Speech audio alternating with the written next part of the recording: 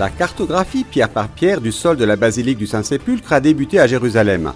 Un travail minutieux qui, même avec l'aide de la technologie, s'inscrit dans une longue phase d'étude qui précède la restauration du lieu.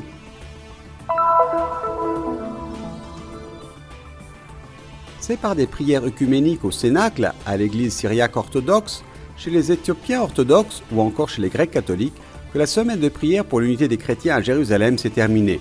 Dans la ville de Haïfa, des chrétiens de différentes confessions se sont réunis pour des moments de prière et de connaissance mutuelle. À l'occasion de Saint Jean Bosco, les jeunes du pays de Jésus ont organisé un temps de prière et de méditation dans l'église du couvent de Crémisane à Béjala, près de Bethléem.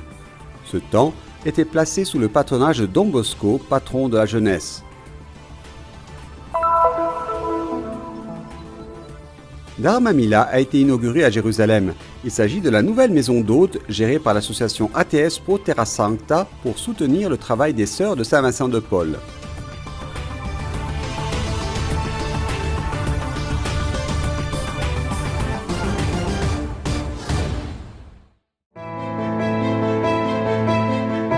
La cartographie pierre par pierre du sol de la basilique du Saint-Sépulcre a débuté.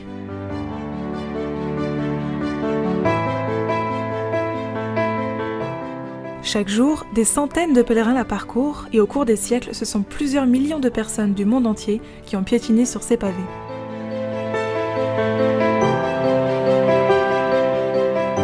In questo momento sto disegnando le pietre. Je suis architecte et en ce moment je dessine les pierres, les unes après les autres. Tout ce travail sera ensuite transporté de cet iPad à un ordinateur, à partir duquel nous obtiendrons un dessin technique qui sera ensuite croisé avec les informations que les restaurateurs, les géologues et une partie de notre équipe sont en train de recueillir. Nous pourrons ainsi comprendre l'état de conservation des pierres, la cartographie des dégradations, leur superficie, etc. Et à partir de cela, formuler une hypothèse de projet de restauration. Un'ipotesi di progetto di restauro. Le projet est mené par le Centre pour la conservation et la restauration du patrimoine culturel de la Venaria Relais de Turin et le département des antiquités de l'Université La Sapienza de Rome. Questa fase qua è la fase praticamente è venuta dopo la documentazione con laser scanning. Nous sommes dans la première phase des travaux. Cette phase arrive après les informations transmises par un balayage laser de tout le sol de la basilique. À partir de ce document, nous pouvons évaluer l'état de conservation, c'est-à-dire la dégradation qu'a subi chaque dalle du sol. Mais dans le même temps, nous étudions également le type de matériau et l'origine, c'est-à-dire la provenance du matériau avec lequel le sol de la basilique a été fabriqué.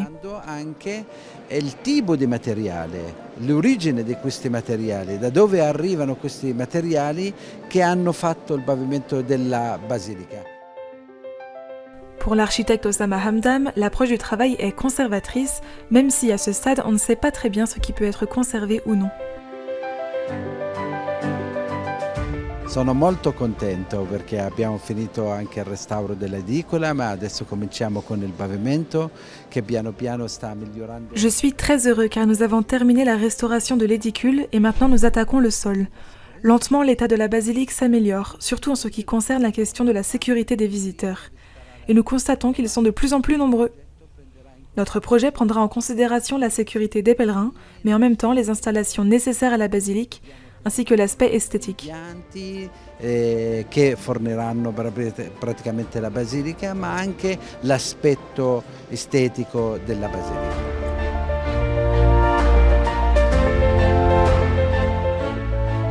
Un'emozione particolare perché siamo in un posto. C'est une émotion particulière parce que nous sommes à l'endroit même, le centre de la chrétienté. Nous sommes vraiment tout proche de l'édicule de Jésus. C'est une grande émotion, c'est très beau et intéressant, car il y a autant de stratification dans ce sol que de siècles. Ils sont le fruit des différentes interventions et occupations qui ont eu lieu. Il est donc passionnant de découvrir et voir comment se sont imbriqués tous ces éléments entre eux. C'est un grand témoignage historique et donc un réel plaisir d'être ici. E insomma è una grande testimonianza storica, quindi è sicuramente un grande piacere.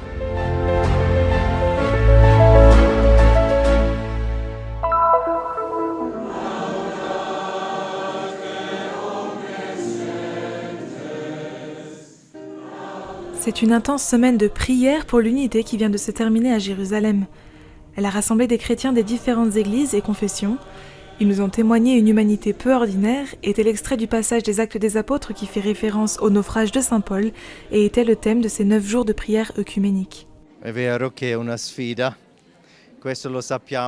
C'est un défi, nous le savons par l'expérience que nous avons dans nos familles, dans nos communautés, dans nos paroisses et surtout dans cette ville où l'unité est un vrai défi. Ici, à Jérusalem, avec toutes les églises et les confessions présentes, nous pouvons toujours nous améliorer. Nous devons prier et invoquer l'aide de Dieu. Et c'est ce que nous faisons plus particulièrement en ces jours de prière.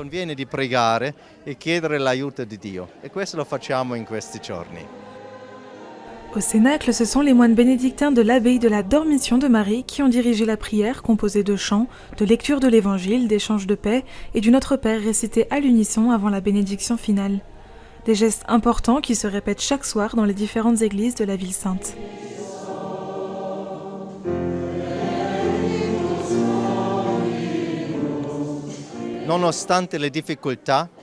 Malgré les difficultés et les défis, et nous savons combien Jésus en a eu, il n'a cessé de prier pour l'unité.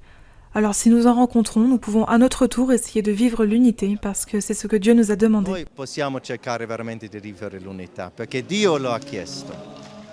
C'est ensuite l'église Saint-Marc des Syriaques orthodoxes qui a accueilli les représentants des églises et les fidèles des 13 confessions chrétiennes présentes en Terre Sainte.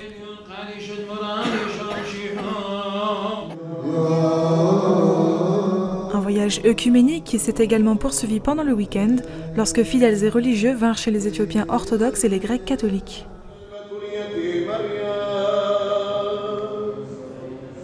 alle chiese di Gerusalemme di non soddisfarsi solo in questa settimana di preghiera.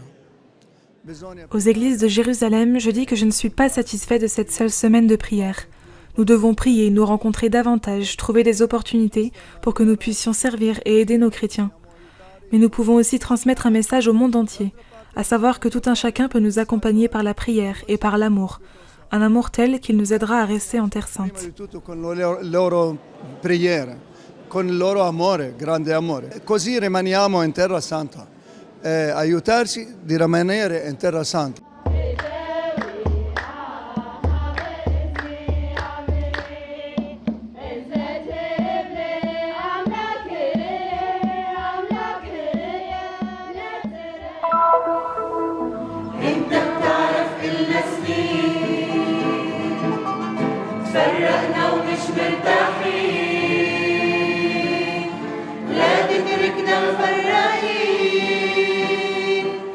D'une seule voix, chacun chante et prie avec le désir que la paix et surtout l'unité soient toujours dans leur cœur.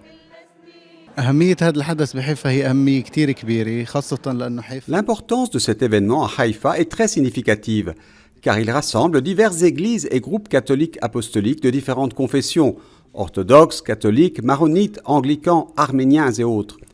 La ville de Haïfa est au centre de ce travail d'unité. Cette unité est utile et nécessaire. Elle apporte certainement de la joie au Seigneur.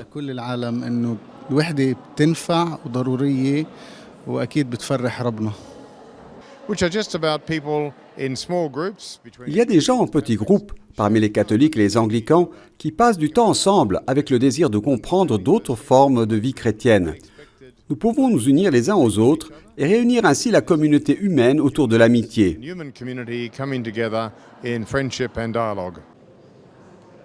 Conversion, hospitalité, force, confiance, espoir, lumière, réconciliation et appel de Dieu pour aujourd'hui.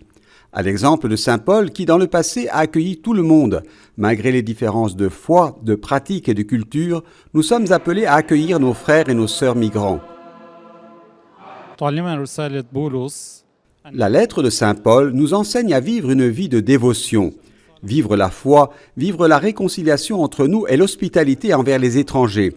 Quand il parle d'étrangers, Saint Paul ne parle pas d'étrangers dans le sens d'autres personnes, de gens que nous ne connaîtrions pas encore, mais se réfère aux chrétiens et aux non-chrétiens, aux croyants et aux non-croyants.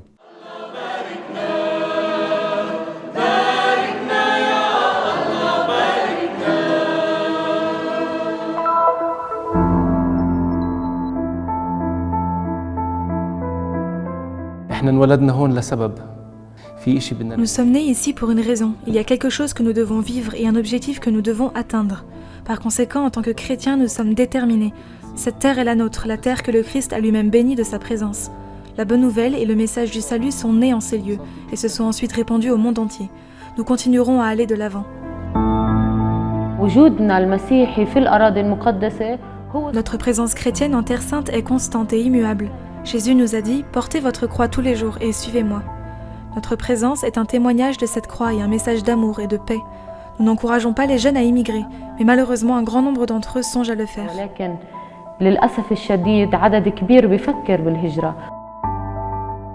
Saint Jean Bosco disait « Dieu m'a envoyé vers les jeunes et je suis prêt à tout donner pour gagner leur cœur et les présenter au Seigneur ».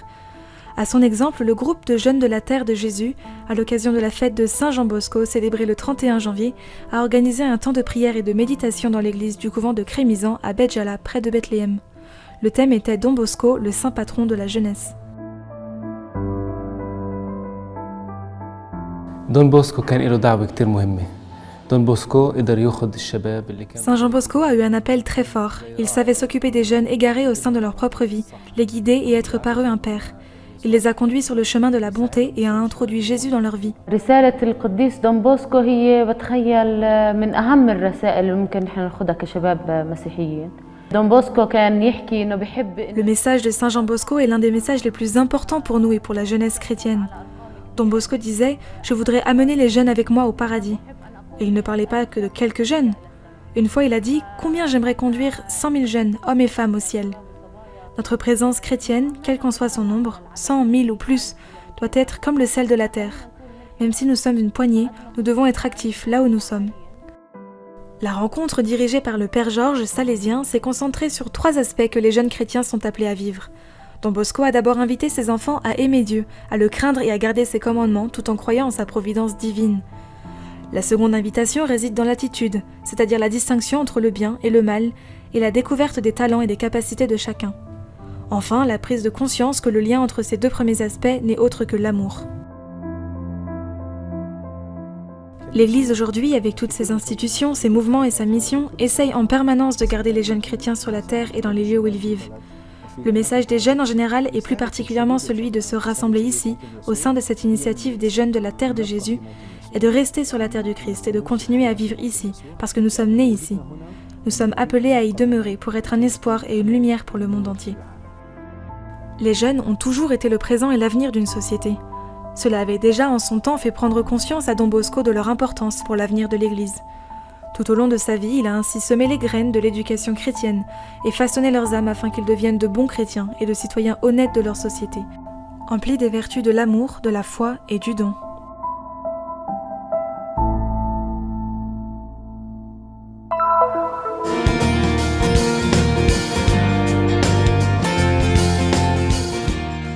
Accueillir et offrir l'hospitalité aux pèlerins afin qu'ils se sentent chez eux. Jérusalem compte désormais une structure d'accueil supplémentaire, une structure avec un noble objectif. À 2 pas de la vieille ville et des lieux saints, la nouvelle maison d'hôtes gérée par l'association ATS Pro Terra Sancta a été inaugurée le mardi 4 février.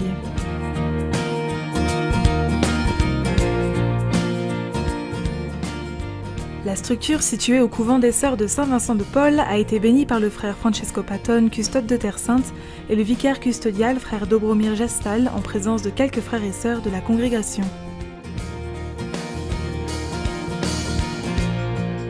L'ONG de la custodie de Terre Sainte a décidé en 2018 de prendre en charge la rénovation d'une partie du couvent des Sœurs. Aujourd'hui, Dar Mamila dispose de 13 chambres réparties sur 2 étages avec une cuisine et une buanderie. Le suore sono state molto disponibili, ci hanno accolto bene e adesso. Les sœurs ont été très serviables, elles ont bien accueilli le projet. Les premiers invités sont arrivés dès la mi-octobre. Nous commençons à recevoir de plus en plus de demandes par le bouche à oreille, le site internet du Centre d'information chrétien, et nous préparons de notre côté un mini-site internet. Siamo sul sito del Christian Information Center, stiamo preparando un mini-sito. Les filles de la charité de l'ordre de Saint-Vincent de Paul poursuivent l'engagement de leur fondateur, à savoir l'accueil des moins fortunés. Ils sont environ de 140 enfants de nationalités et de religions différentes dans la crèche et l'hospice des Sœurs. Parmi eux, une vingtaine d'enfants porteurs de handicap sont également pris en charge. une mission que l'association ATS Pro Terra Sancta entend soutenir. Il goal è quello di anche aiutare le suore. Cette maison d'hôtes a pour finalité d'aider les sœurs car elles ont toujours besoin de fonds et de soutien pour l'hospice et notamment la prise en charge des personnes handicapées. Notre association espère qu'avec les revenus de la maison d'hôtes, une contribution pourra être versée chaque année aux religieuses. Continuare a dare un contributo alle suore tutti gli anni.